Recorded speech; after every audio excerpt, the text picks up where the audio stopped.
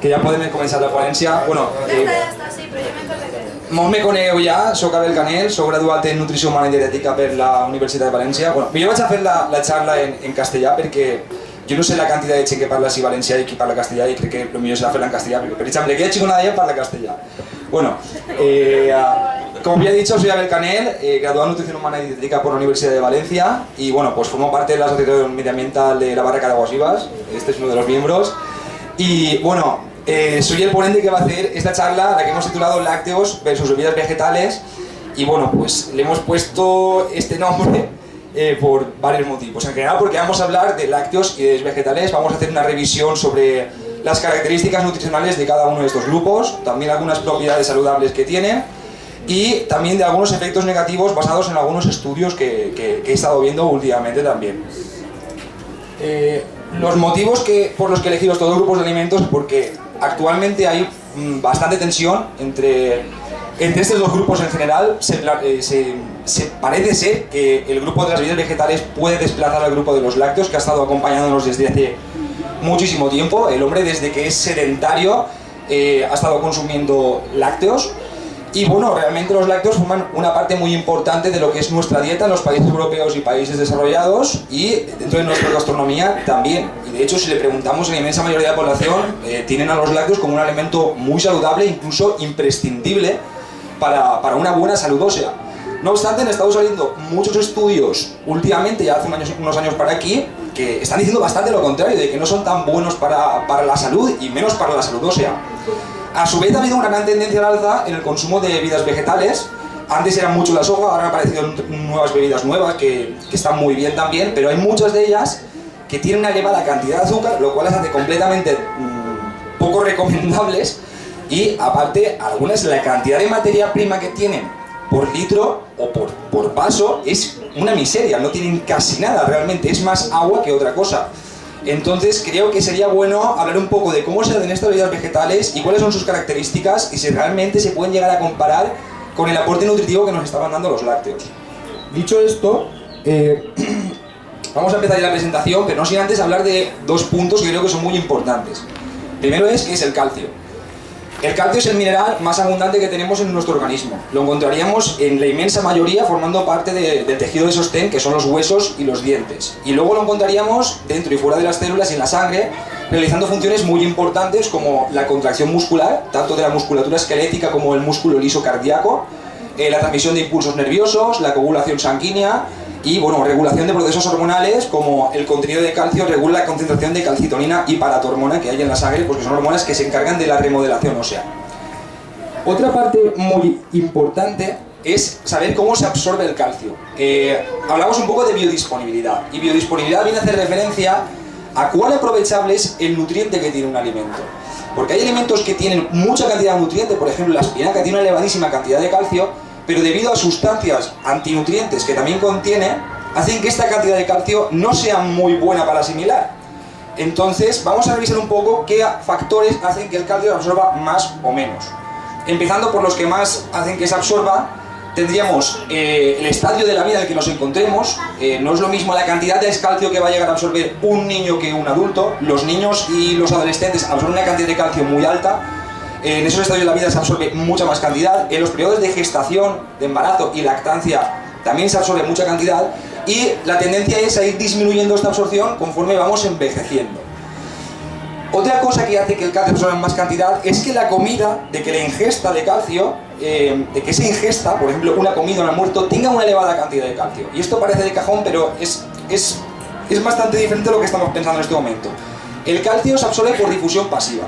Esto quiere decir que, imaginando un vaso que está partido en dos, y en una parte tiene mucho calcio y en otro no tiene nada de calcio, el calcio va a tender a ir de la zona donde más calcio hay a la zona donde menos calcio hay.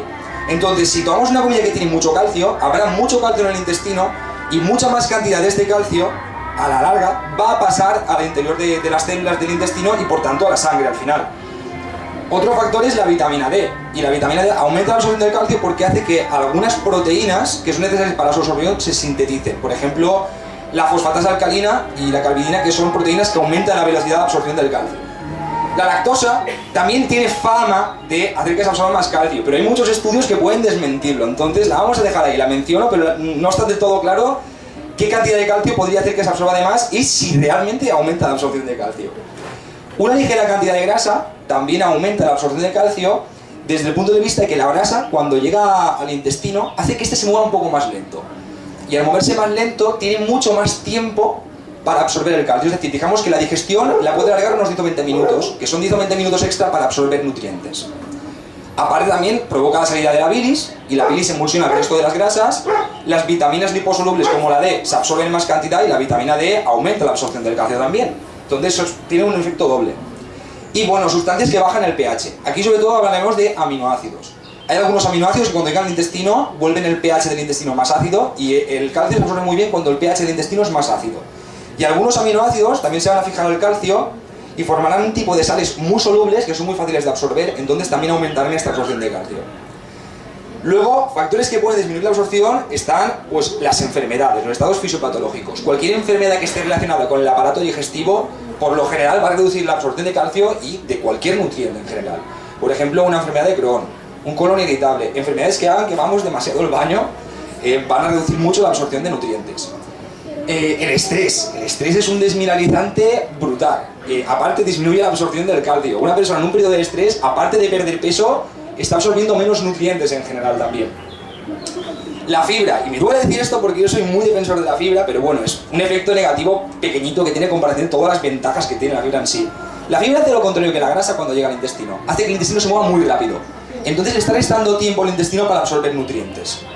El ácido fítico, que podría considerarse como un componente de la fibra, que encontraríamos mucho en frutos secos, legumbres y cereales integrales, en orden descendente, el efecto que hace es que cuando llega al intestino se va a fijar al calcio y va a crear un tipo de sales que son insolubles y harán que el calcio no se pueda absorber.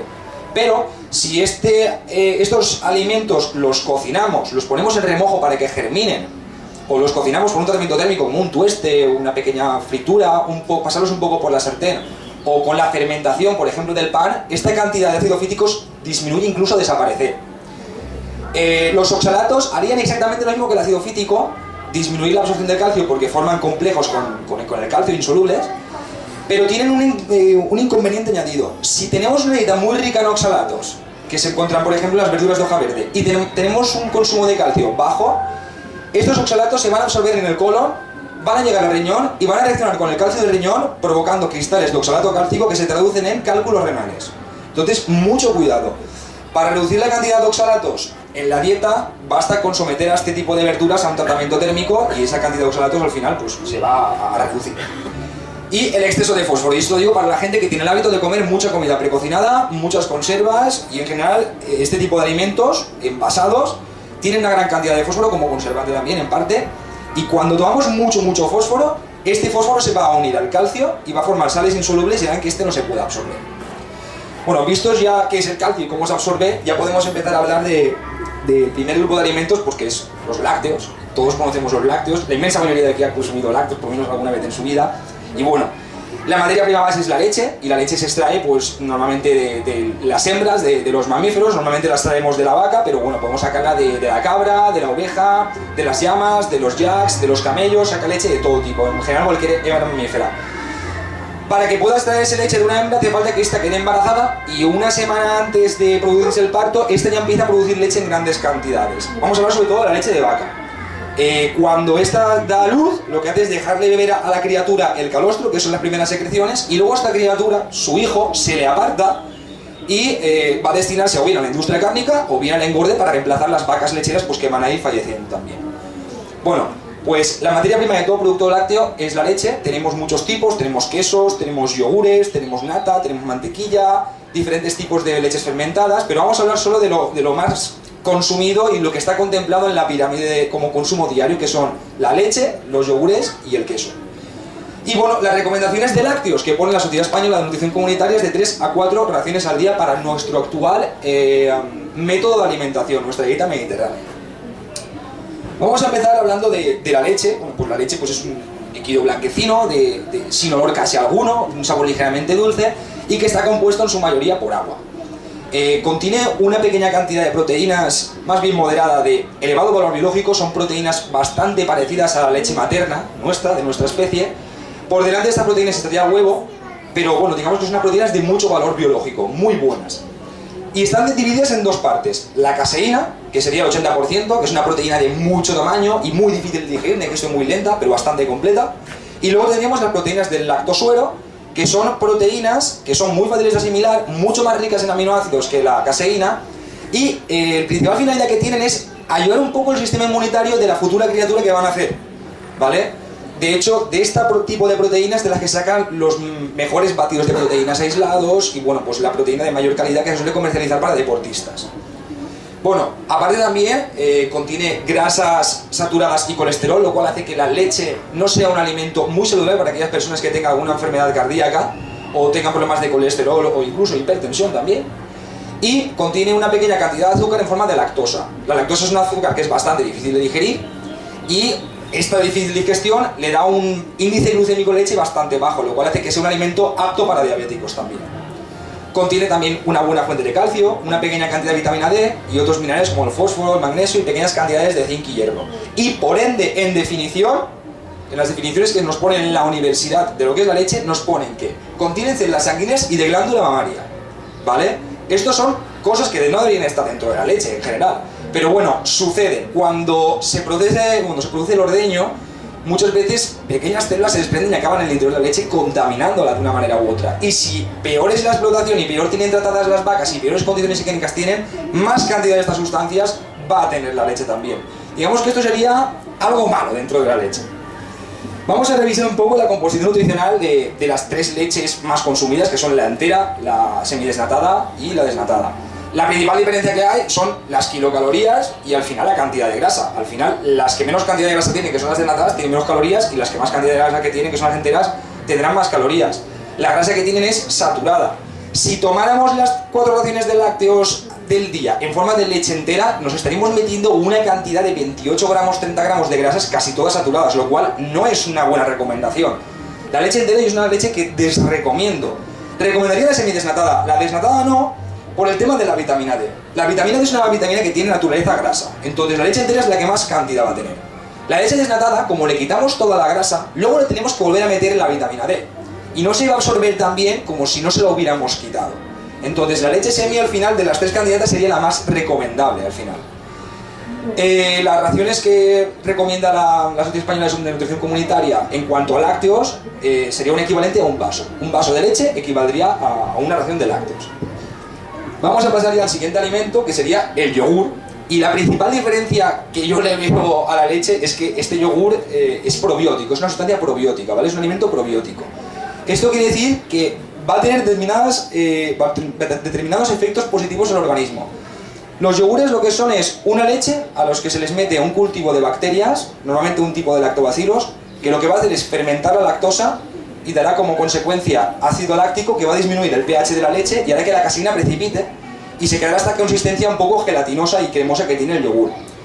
Los probióticos tienen unas ventajas sobre la leche, y es que al estar introduciendo bacterias beneficiosas en nuestro organismo, van a defendernos de cualquier bacteria invasora que pueda venirnos, y aparte, sobre todo estas bacterias como la gastroenteritis, bueno, que es un virus también, virus y bacterias en general, van a prevenir muchas bacterias que van a afectarnos al aparato digestivo, ¿vale? Entonces podremos ahorrarnos muchas diarreas y muchos malestares del estómago y del intestino gracias a tomar probióticos. Aparte, mejoran mucho la digestión de los alimentos, porque a los probióticos, bueno, las bacterias estas van a instalarse en el colon mayoritariamente. La fibra que tomamos en la alimentación va a llegar al colon, van a comerse esta fibra, van a bajar el pH intestinal también y harán que determinados nutrientes que no se pueden absorber se absorban. A su vez, el resultado de comerse esta fibra van a generar algunas sustancias que van a secuestrar determinados metales pesados que se nos cuelan en la alimentación. Entonces estamos evitando que se nos cuelen carcinógenos al organismo por esta medida también. Y aparte, algunos probióticos como Lactobacillus acidophilus reduce la incidencia del cáncer de colon. Entonces tienen bastantes ventajas su consumo. Yo recomiendo los yogures mucho antes que la leche, desde el punto de vista de que son más digeribles y que nos están aportando bacterias muy beneficiosas para el organismo. Vamos a hacer un pequeño análisis a los formatos de yogur más típicos que podemos encontrar en el mercado. Estaría el yogur entero azucarado, el yogur entero, el desnatado y el desnatado con frutas. El yogur entero azucarado ni lo voy a tocar porque considero que tiene una cantidad de azúcar enorme. Yo no lo recomiendo a nadie.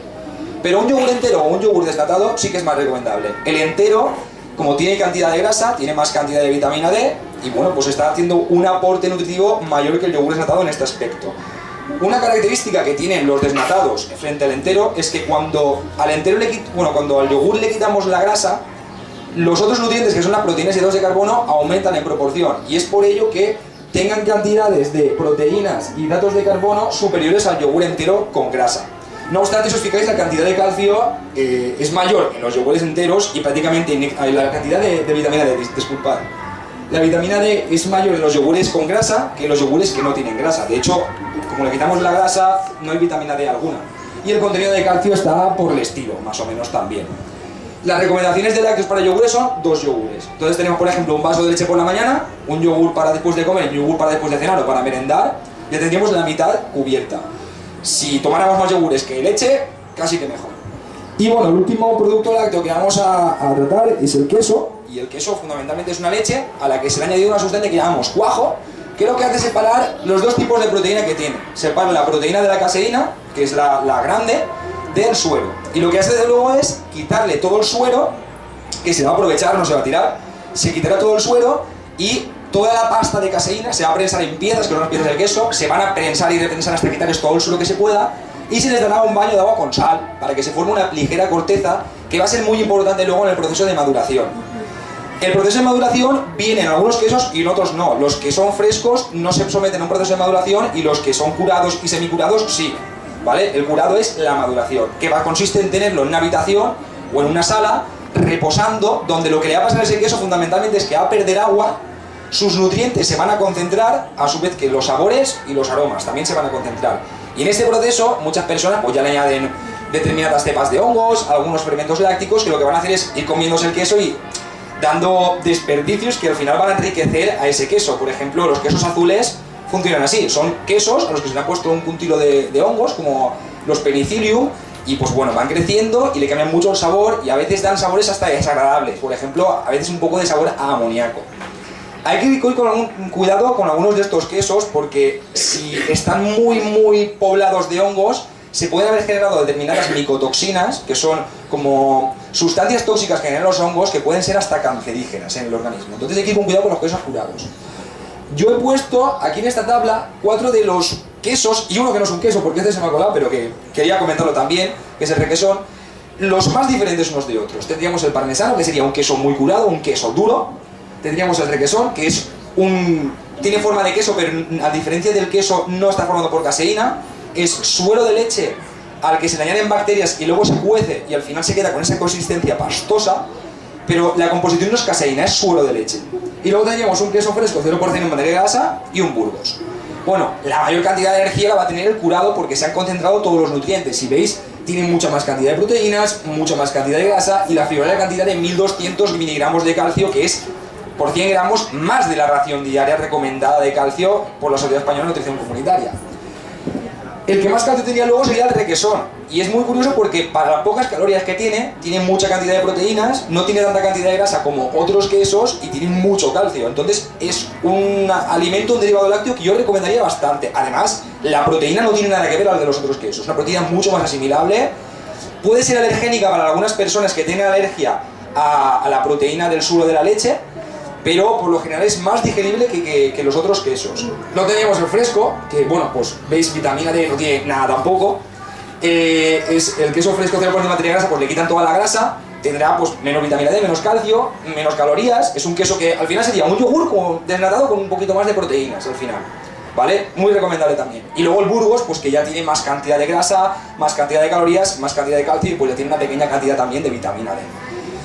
En resumen, cuanto más curado está un queso, más calórico, más cantidad de calcio, más cantidad de proteínas y más cantidad de grasa. Y cuanto más fresco, más cantidad de agua y menos calórico. Entonces, si una persona quiere perder peso, pues para hincharse un poco más, vale más la pena que eche mano de los quesos que no están tan curados. Y aparte, cuidado con los quesos curados, porque en el proceso de curación a veces se crean determinadas sustancias que son de todo menos beneficiosas también. Llegados a este punto, yo voy a hacer una pregunta en general a ver quién me la puede contestar. ¿Alguno de aquí sabe qué cantidad de agua hace falta para producir un litro de leche? ¿Nadie? Bueno, pues entre el agua de bebida y la necesaria para producir todo el grano con el que se va a alimentar a la vaca, van a hacer falta 1000 litros de agua para producir un litro de leche. Y si hablamos de queso, estaríamos hablando de que hacen falta unos 10 o 20 litros de queso, dependiendo del queso que se vaya a hacer, de leche. Nos harían falta unos 10.000 o 20.000 litros de agua para producir un solo kilo de queso. Si os dais cuenta, el problema que tenemos con el agua en nuestro planeta no es el mal uso doméstico que le estamos dando de darnos largas duchas y no cerrar el grifo mientras nos cepillamos los dientes. Es que nuestra actual forma de alimentación es un insulto para el agua del planeta en sí. Tanto consumo de comidas derivadas de los animales, ¿vale? Tanto comer animales, que al final se traduce en cultivar cosas para alimentarlos, para luego comerlos, multiplica el gasto de agua que estamos utilizando para nuestra alimentación, ¿vale? Es un dato que creo que deberíais saber también. Aquí os he puesto el link de donde he extraído esta información y, bueno, deciros que esta diapositiva la he utilizado un poco como almacén de datos. Voy a colgar este PowerPoint en el Facebook de nuestra asociación. Todos aquellos que estéis interesados podéis acceder a él, descargarlo y podéis entrar a todos estos estudios. Os animo a verlos. Yo aquí he puesto muchos estudios que hablan sobre efectos negativos sobre la leche. No voy a comentarlos todos, ni mucho menos, pero voy a comentar lo que más me ha chocado a mí cuando empecé a hacer esta investigación sobre la leche. Hace poco vi un vídeo de Colin Campbell, que es uno de los máximos referentes en la nutrición, diciendo palabras textuales que la caseína es de los procarcinógenos más grandes que tenemos en nuestra alimentación, por no decir la sustancia cancerígena más grande que conocemos. Los motivos son varios. Por un lado, la caseína es una molécula de gran tamaño, una proteína de mucho tamaño y cuesta mucho digerir. Muy difícilmente se va a digerir por completo. Como no se digiere por completo, van a quedar como residuo determinados péptidos que ya tienen función de por sí solos. Y estos péptidos, muchos logran atravesar la pared del aparato digestivo y llegar a sangre. Cuando llegan a sangre, el organismo los detecta como una sustancia extraña, como una sustancia que no es propia. ¿Y qué hace? Activar el sistema inmunitario y atacarles. Les atacan, se provoca una guerra endógena, como consecuencia de esta guerra endógena se produce una gran acidez en la sangre. Y esta acidez ya de por sí es un caldo de cultivo para una barbaridad de enfermedades muy serias, tales como el cáncer. Pero aparte, el cuerpo, que es muy sabio y no le gusta esta acidez, lo que hace es activar un mecanismo tampón que consiste en extraer calcio de los huesos para neutralizar esta acidez que tenemos en la sangre. Por tanto, los lácteos son un alimento muy completo, tienen mucha cantidad de calcio, se absorbe muy bien este calcio, pero el calcio que nos está dando por un lado nos lo está quitando por otro con esta acidez que generan sus proteínas.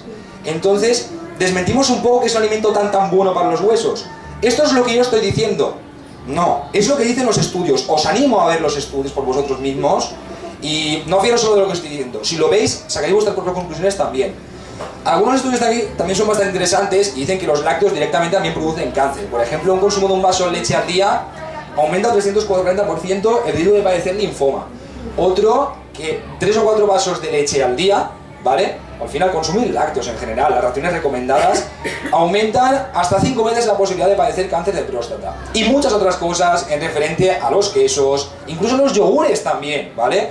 Un elevado consumo de yogures también puede producir determinados tipos de cáncer, porque estas bacterias van a degradar la lactosa y la lactosa se va a descomponer en glucosa y galactosa. Pues ellos crean un tipo de galactosa que es un poco diferente y que nuestro cuerpo no le sienta nada bien y puede crear, vamos, reacciones químicas en nuestro organismo bastante perjudiciales.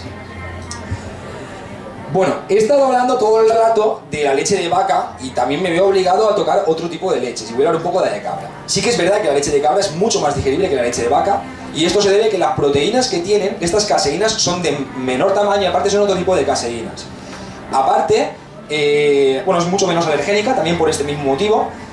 Las gotas de grasa que tiene son más pequeñitas, entonces la digestión que tiene es más fácil y también tiene menos cantidad de lactosa y pues hace que también su digestión sea más fácil. También tiene menos colesterol y un estudio muy curioso que encontré, del que no me acabo de fiar pero lo dejo ahí para todo aquel que lo vea con sus ojos, dice que tiene la cualidad única, pese a tener una buena cantidad de grasa saturada, de disminuir los niveles de colesterol malo, en lo que es el LDL colesterol, disminuir los triglicéridos y aumentar el colesterol bueno. O sea, sería un efecto similar al del aceite de oliva. Permitidme dudar sobre este estudio, ¿vale? Pero yo os lo he puesto, la web es bastante fiable y echarle un ojo, os animo a echarle un ojo y sacar vuestras propias conclusiones. Hemos visto bastante ya de los lácteos, hemos visto que son alimentos muy completos, tienen una proteína de muy buena calidad una buena fuente de calcio, pero también hemos visto estudios negativos que nos dicen que, aunque sean una buena fuente de calcio, hay dudas que sean tan buenos para los huesos desde el punto de vista de esta desmineralización que producen como consecuencia de la digestión de sus proteínas. Así que vamos a empezar ya a hablar de las bebidas vegetales. Y bueno, empezaré diciendo que la composición de una bebida vegetal va a depender sobre todo de la cantidad de materia prima que se ha utilizado para elaborarla y el tipo. Tenemos leches vegetales que vienen de los cereales, como la de arroz y la de avena. Leches vegetales que vienen de las legumbres, como la de soja. Y otras que vienen de frutos secos, como las de avellanas y las de almendras. Aquí vamos a hablar de tres, ¿vale? Una de cereales, otra de legumbres y otra de frutos secos.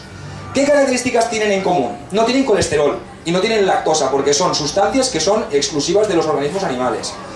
Suelen contener menos cantidad de proteínas y suelen tener un valor biológico inferior, pero depende de materia prima. Por ejemplo, la soja, la proteína que tiene es una proteína de muy buena calidad, casi como la de la carne, por no decir igual o superior incluso. Y bueno, pues tienen también una pequeña cantidad de grasa y la calidad de esta grasa va a ser mucho mejor que la calidad de la leche, la calidad de la grasa de la leche de vaca. Y bueno, contienen fibra según la cantidad de materia prima que les pongan, y esto es un dato muy importante. Algunas contienen mucha cantidad de azúcar, lo cual las hace poco recomendables, y otras tienen casi nada de calcio y nada de vitamina D, a no ser que se les incorpore luego. Si les ponen calcio y vitamina D, entonces tendrán, y si no, de forma natural, ya os digo que no tienen. Entonces aseguraos cuando compréis una leche vegetal que esté enriquecida en calcio y en vitamina D. Hacedlo por vosotros. Bueno, empezamos hablando de la bebida de arroz. Voy a hablar un poco de cómo se hace. En general es coger arroz, lo hierven, le añaden unas enzimas para degradar el almidón hasta lo más simple, que es la maltosa, que es un disacárido igual que el azúcar de mesa, ¿vale? Incluso más dulce, más fácil de absorber aún todavía. Y luego de esto, pues se produce un filtrado y tal, y se le añaden aditivos. Los aditivos típicos que le ponen son aceites, porque como no tiene casi grasa, vamos a enriquecerlo un poquito con una grasa de calidad. Se les suele poner aceite de girasol, algún aceite de sésamo, y difícilmente le van a poner aceite de oliva. Yo creo que no. Pero por lo general se le pone un poco de aceite para mejorar un poco su calidad. Se le suele añadir también carbonato cálcico para enriquecerlo en calcio y vitamina D. Y aparte pues también aroma canela, aroma limón, una pequeña cantidad de sal para que se quede más estable también. Pero bueno, este sería más o menos el proceso en el que se hace. Luego pues por supuesto se pondrá un tratamiento térmico tipo pasteurización, se envasará y ya se comercializa. Gracias a un estudio que encontré que se hizo un par de años que comparaba diferentes tipos de leches vegetales con las fórmulas infantiles, he utilizado estas diapositivas, luego ponen también el estudio que es para que lo veáis vosotros mismos también, que es como una comparativa de diferentes marcas de bebida de arroz que tenemos en nuestros comercios, ¿vale? He puesto tres diapositivas, vamos a ver solamente esta, ¿vale? Quiero que os quedéis un poco con la cantidad de calorías que tiene. Tiene una cantidad de unas 45 a 65 calorías que van a venir exclusivamente del azúcar. Azúcar ya naturalmente presente dentro de este alimento o incluso algunos se adicionan. Echad un ojo, por ejemplo, lo normal cuando no se ha añadido azúcar es que tenga esta cantidad, 9 gramos y medio, una cosa así. Algunas ya tienen 13 gramos y medio, 15 gramos, algunas 16. Huid de este tipo de bebidas vegetales. Si tomáis una bebida vegetal de arroz, aseguraos que no pase de 10 gramos de azúcar, porque si no se ha añadido también. Aunque de por sí, para diabéticos es una bebida que yo no recomendaría ya. Y como sustitutivo a la leche, solamente por este punto, yo no la recomendaría. Un consumo esporádico, vale. Como bebida de refresco, lo que queráis. Pero solamente por este punto me parece que no es una leche de buen consumo diario. En cuanto a los lípidos que pueda tener son de la cantidad de aceites que se le hayan podido incorporar a esta bebida en el proceso de elaboración. La cantidad de proteínas y de fibra es insignificante y esto es una de las cosas que hace que esta leche sea muy digerible. Y la cantidad de calcio, como podéis ver, no todas tienen calcio, solamente aquellas que han estado enriquecidas con calcio y vitamina D van a tener este nutriente, entonces compradlas siempre enriquecidas, ¿vale? Eso es una cosa que quiero que os quedéis de esta ponencia. Siempre compréis una bebida vegetal enriquecida, por favor, ¿vale? Porque si no, son todo calorías vacías. No hay diferencia de esta bebida no enriquecida a un zumo de Tetrabric de marca blanca sin nutriente alguno. No hay ninguna diferencia. No se está aportando nada extra. Compradlas enriquecidas. Es una bebida vegetal que, pese a estas desventajas de contenido de azúcar, me parece muy interesante en el ámbito deportivo. Para aquellas personas que sean deportistas, como base acuosa para hacerse un batido de proteínas, por ejemplo, es una bebida ideal. Pero ideal. Y en el ámbito competitivo, sobre todo en deportes de lucha, también es una bebida muy útil, porque echando traguitos de vez en cuando mantendríamos un nivel de glucemia más o menos en nuestro organismo y siempre tenemos una pequeña cantidad de energía Y como es muy asimilable, no estamos haciendo casi la digestión, se asimila enseguida. La absorbes, llega al intestino, se absorbe todo, porque son azúcares muy simples. Y para cuando uno pues está malo del estómago, o tiene una gastroenteritis, ha estado un día yendo 15 veces al baño, pues es una manera de dar un poco de energía al cuerpo de una manera segura, ¿vale? Es un alimento que se absorbe muy bien y pues seguramente no empeora este cuadro diarreico que nos puede provocar una gastroenteritis, por ejemplo. ¿Vale? Como veis aquí hay otras marcas, pero ya lo dejo para aquellos que quieran echarles un ojo, ¿vale? Yo he visto lo más importante, creo que lo hemos visto ahora. Vamos a hablar de la bebida de almendras. El proceso, muy sencillo. Se ponen las almendras a remojo, de este modo se activa un poco la germinación, de este modo se desactivan algunos antinutrientes como el ácido fítico y se activan otras sustancias nutritivas muy útiles dentro de esta bebida también. Lo que se hace es, después de dejarlas en remojo, se trituran con esta agua, se filtran, se licuan, se vuelven a filtrar, van pasando por diferentes procesos de licuado-filtrado y al final en el último licuado ya se le adicionen pues carbonato cálcico, alguna vitamina como la vitamina B12, a lo mejor algún aroma, azúcar, grasa no se le suele adicionar porque claro, es una fruto seco y los frutos secos ya tienen mucha cantidad de grasa. Entonces se le adicionarán estos elementos que no tiene esta bebida en sí, luego se pasteurizará o lo que haga necesario y se empaquetará y se comercializará. De nuevo, gracias al estudio anterior, tenemos aquí una comparativa de diferentes bebidas vegetales de almendras que tenemos en el mercado. Y bueno, tenemos algunas con muy baja cantidad de kilocalorías. He visto con bebidas vegetales de almendras con menos calorías. He visto una con 16 kilocalorías, muy poco, lo cual está muy guay. Estas calorías vienen casi en exclusiva de la grasa en este tipo de leche, pero bueno, luego tenemos otras con 50 calorías que ya tienen una cantidad de hidratos de carbono que las almendras no tienen y que es porque le han adicionado azúcar. Yo, cuando compro una bebida de almendras, recomiendo siempre enriquecida en calcio y que tenga la menor cantidad de azúcar posible. La cantidad de grasas y de proteínas va a depender de la cantidad de almendras que se hayan utilizado para hacer esa bebida vegetal. Mirad siempre, cuando compréis una bebida vegetal, qué cantidad de materia prima tiene. Contiene un 2% de arroz, contiene un 2% de almendras, un 20%. Buscad aquella que más cantidad de materia prima tenga. Porque si no, lo que estáis comprando es agua, ¿vale? Agua con nutrientes o con azúcar o agua y punto, ¿eh? Algunas parece que sean solo agua, sobre todo las de almendras. He visto algunas que solo tienen un 2% de almendras. Bueno, al final eso repercute en su calidad nutritiva. La grasa va a ser naturalmente presente en la almendra, ¿vale? La grasa que va a tener es una grasa muy buena, es una grasa insaturada o poliinsaturada también. Va a tener bastantes cantidades de omega 6 y poca cantidad de grasas saturadas también. De nuevo, el calcio, si no está aportado, enriquecido, esta bebida carece de calcio. Entonces, comprad siempre aquellas que estén enriquecidas en calcio. He visto estudios negativos acerca de la bebida de almendras.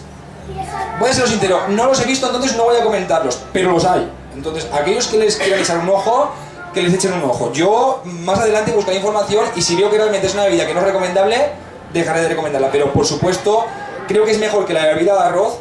Y a nivel de comparación con la bebida con la leche de vaca, la considero que es más comparable por cantidad de nutrientes y por salud, por la cantidad de grasas buenas que nos están dando y la menor cantidad de azúcares.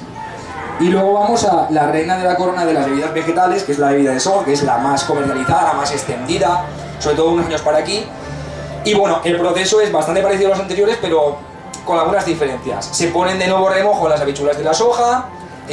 Luego se pueden moler en húmedo, que es con un poquito de agua se van a moler, o bien se van a cocer. Luego se va a producir determinados filtrados y se van a desactivar determinadas enzimas con un tratamiento térmico que como consecuencia van a dar olores bastante desagradables y de ahí que tengan que pasar por un periodo de desodoración. Yo os hago una puntualización aquí. Fijaros como el sabor de las bebidas de soja cambia mucho de una marca a otra. Hay algunas que tienen un sabor muy ligero, un aroma casi inexistente, y otras que tienen un olor bastante fuerte, un sabor bastante fuerte, incluso a veces desagradable. Esto va a depender de este periodo de desodoración o también de la cantidad de materia prima y el tipo de soja que se haya utilizado para hacer esta bebida. Después de esto se adicionarán ingredientes tales como el carbonato cálcico o otras vitaminas y pues bueno, pues luego se hará el tratamiento térmico, se empaquetará y se comercializará. Aquí, de nuevo gracias al estudio anterior, podemos ver que es un alimento que es bastante completo. Yo creo que es la bebida vegetal que más se podría asemejar a la leche de vaca en cuanto a calidad proteica y en cantidad de proteínas, una mejor calidad de grasa, como podéis ver aquí también, y a nivel calórico pues también estaría por el estilo. La cantidad de calorías estaría en torno a 30 o 60 calorías. Las que más calorías van a tener son las que son de sabores, por ejemplo sabor a vainilla, sabor a chocolate, sabor a fresa. A estas bebidas, para que estén buenas y parezcan un batido, se les pone azúcar. Un azúcar que las otras no tienen. Lo normal es que tenga una pequeña cantidad de 4 o 5 gramos de azúcar naturalmente presentes en la soja. En cuanto a las grasas, predominan las grasas polisaturadas de tipo omega 6. Es, por supuesto, una grasa que va a ser mucho mejor que la grasa que nos va a dar la leche de vaca, que es una grasa saturada. Colesterol no tiene agudo tampoco, y las proteínas depende de la cantidad de materia prima que tengan. Tenemos un margen desde 2 hasta 4 gramos de proteínas por 100 gramos, por 100 mililitros de esta bebida. Como os había dicho, la proteína es de muy buena calidad y en esta bebida sí que se puede equiparar bastante a la leche de vaca, a diferencia de que, si no está enriquecida como algunas de aquí con calcio y vitamina D, no contiene estos elementos. Tenemos algunas que son una joya, que llevan bastante cantidad de calcio, bastante cantidad de vitamina D, y aparte se le pone también vitamina B12, vitamina B2, vitamina E. O sea, tenemos una amalgama de derivados de la soja de tipos de bebidas muy grande. Comprad siempre aquellas que estén enriquecidas en calcio. Y ahora voy a daros un par de datos interesantes aparte, acerca de la bebida de soja. Bueno, la leche de soja contiene isoflavonas, ¿vale? Que son unas sustancias, que son esteroles vegetales que funcionan como determinadas hormonas que tenemos en nuestro organismo, sobre todo los estrógenos, que son hormonas sexuales mayoritariamente femeninas. Son hormonas que abundan mucho en el cuerpo de las mujeres y disminuyen mucho cuando están en baja concentración en el cuerpo de los hombres. Cuando las mujeres llegan al climaterio, a la menopausia, esta concentración se iguala más o menos con la de los hombres, ¿vale? Para que os hagáis una idea, un vaso de bebida de soja viene a tener unos 7 gramos de proteínas de soja y unos 20-25 miligramos de isoflavonas. Vamos a ver algunos efectos prácticos de estas isoflavonas. Consumo de 50-60 miligramos de isoflavonas al día, que son 2 vasos, pueden atenuar los sofocos de la menopausia, los sofocos del principio de la menopausia. Entonces, este es uno de los motivos por los que se recomienda a las mujeres cuando están entrando en esta complicada etapa. Aparte, muchos estudios afirman de que este consumo de isoflavonas y de proteína de la soja va a reducir la pérdida de masa ósea. Y otros estudios, este es bastante contradictorio porque luego tengo un estudio que dice lo contrario, dicen que puede disminuir la incidencia de cáncer de mama y de próstata. Como os digo, tengo un estudio luego que dice exactamente lo contrario. Y bueno, estudios afirman que el consumo de determinada cantidad de proteína, 20-25 gramos de esta proteína de soja, disminuye los niveles de colesterol malo y aumenta los de colesterol bueno. Yo no sé si es por el tipo de proteína o qué, pero ya os digo que realmente la grasa que tiene la soja en sí ya es una grasa que produce este efecto. Entonces, igual la proteína acentúa este efecto más y es un superalimento para reducir el colesterol. Pero que os digo yo ya que solamente con la grasa que tiene la soja, este efecto ya se produce. No hace falta que nos vayamos a las proteínas y a los isoflavonas tampoco. Y voy a daros unos datos bastante chocantes acerca de esta bebida. Yo cuando los leí me quedé bastante impresionado. De hecho, no recomiendo más de un vaso de esta bebida de soja, sobre todo a los hombres, y es que, como estamos introduciendo una sustancia que funciona como un estrógeno, como una hormona, en nuestro organismo, una hormona sexual, en hombres, introducir una hormona que es femenina puede reducir la tasa de espermatozoides. La verdad es que en muchos estudios que se han hecho, aquellos hombres que tienen peor capacidad reproductiva, peor capacidad seminal, tienen niveles de estradiol, que es la hormona que se parece mucho a las isoflavonas de la soja, tiene niveles de esta hormona mucho más altos. Entonces, el estar tomando esta bebida puede poner un poco en riesgo nuestra capacidad reproductiva. Aparte, algunos estudios afirman que puede interferir con los niveles de hormonas tiroideas. Es un alimento que no se recomienda a aquellas personas que padecen hipotiroidismo, porque puede atenuar el cuadro clínico característico de esta patología. Y bueno, algo muy importante, no se recomiendan las bebidas de soja ni cualquier fórmula derivada de la soja en niños. Esto es por una elevada cantidad de aluminio que contiene la soja y por las isoflavonas. Si estamos dándole una cantidad alta de isoflavonas a los niños, nos arriesgamos a provocarles un fenómeno de pubertad prematura que puede sentenciar su desarrollo reproductivo durante toda la vida.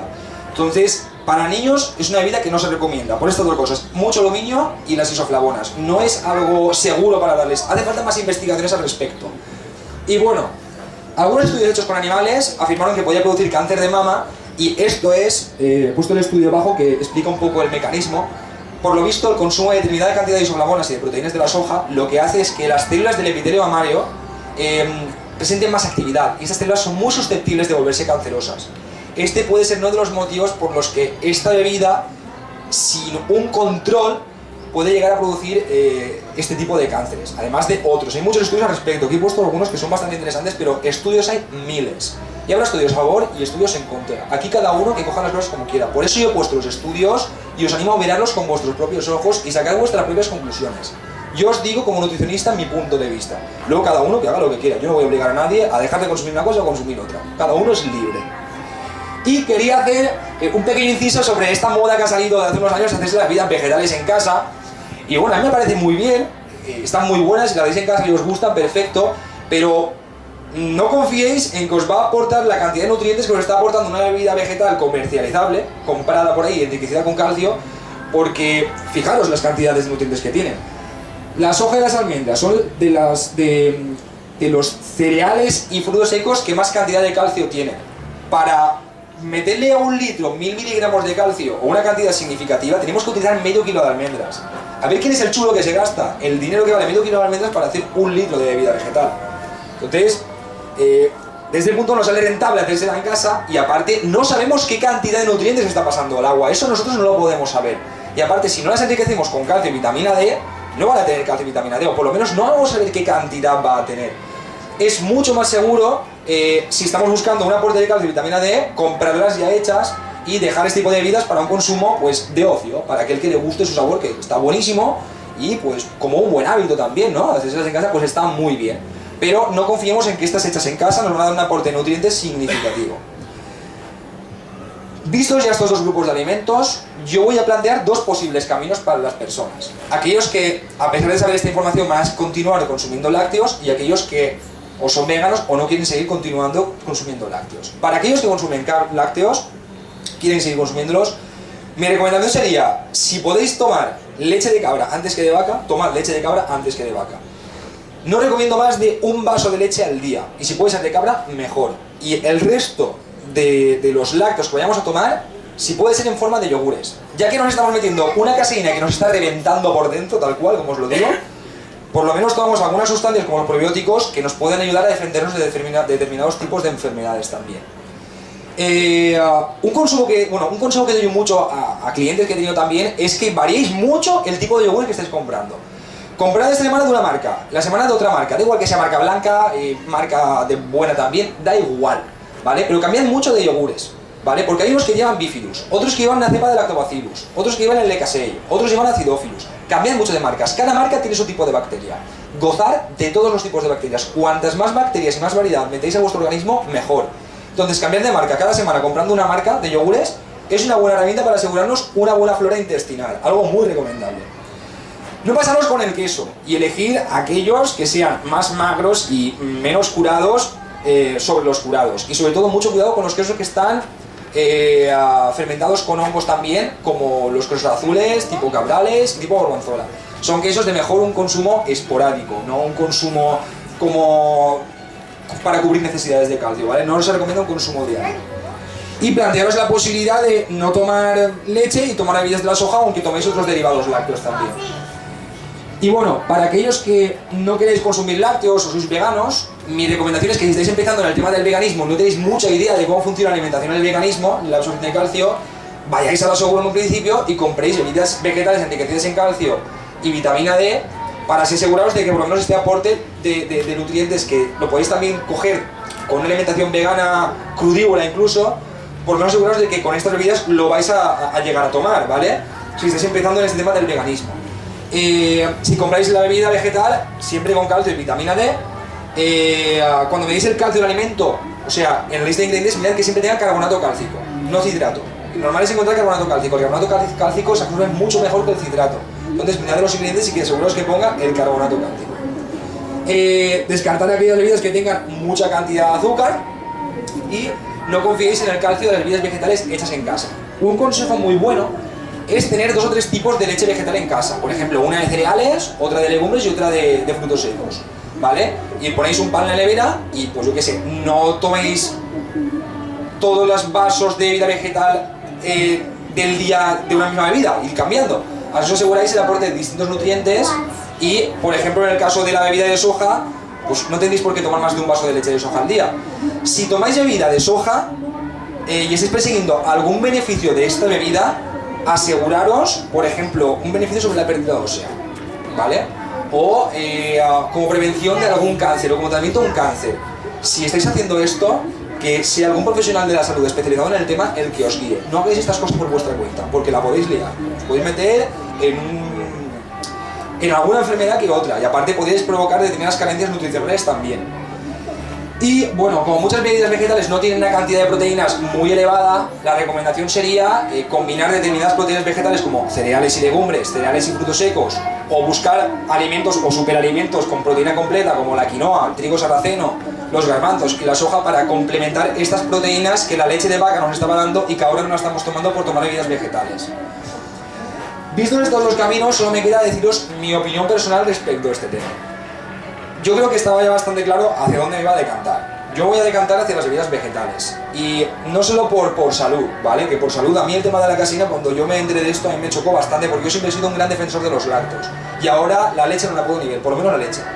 Con los yogures aún estoy así porque hasta que no encuentre una forma de incorporar probióticos sin alimentos de origen animal, no voy a dejar de consumir yogures. Pero una vez que lo encuentre, os aseguro que los yogures no voy a dejar de consumirlos.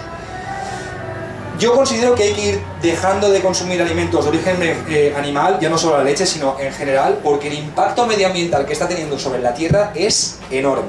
Estamos arrasando, extensiones de selva inmensas para hacer plantaciones de soja y de otros alimentos para alimentar a animales que luego nos vamos a comer. Y luego tenemos a gente que está muriéndose de hambre y estamos alimentando animales para comérnoslo y tenemos gente muriéndose de hambre. Con el grano que estamos alimentando a estos animales, podríamos alimentarles a ellos. Yo no sé qué pasa, yo aquí veo la falta de sentido común que a veces presenta el ser humano. El calentamiento global que está produciendo la agroindustria, la industria de la ganadería, es enorme. Emisiones de metano, emisiones de óxido nitroso, están destruyendo el planeta. Nuestra forma de alimentación está destruyendo el planeta. Una forma de atenuar este cambio climático tan fuerte, es empezar a consumir más alimentos de origen vegetal y ir dejando de consumir alimentos de origen animal. Ya no solo por salud, sino por sostenibilidad. Hay que pensar también un poco en las futuras generaciones y qué planeta les estamos dejando. Y si continuamos así va a ser una basura lo que vamos a dejarles. Un aire que no se puede respirar, una comida que va a ser de baja calidad y una superficie terrestre donde no se va a poder salir, porque nos vamos a llenar de cánceres con la radiación solar, porque estamos cargándonos la capa de ozono también. Y nuestra forma de alimentar, aunque no lo sepamos, interfiere en esto. Estamos perdiendo mucha agua también al producir estos alimentos. Y aunque no es algo lo que esté tan civilizado como otros, el sufrimiento animal no se puede pasar por alto. Si ya sabemos que podemos tener una alimentación suficiente y podemos estar sanos consumiendo alimentos de origen vegetal, ¿qué hacemos matando animales? ¿Y qué hacemos haciéndoles aberraciones a los animales?